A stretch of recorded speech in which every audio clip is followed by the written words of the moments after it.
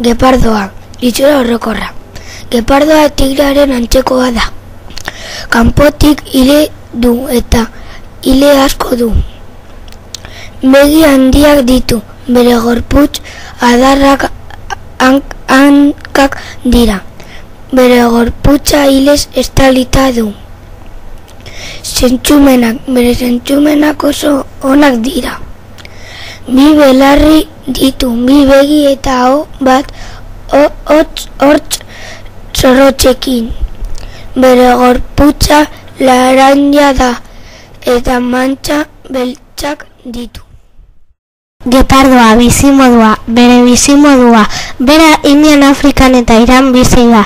Gepardoa bere familiakoekin bizi da.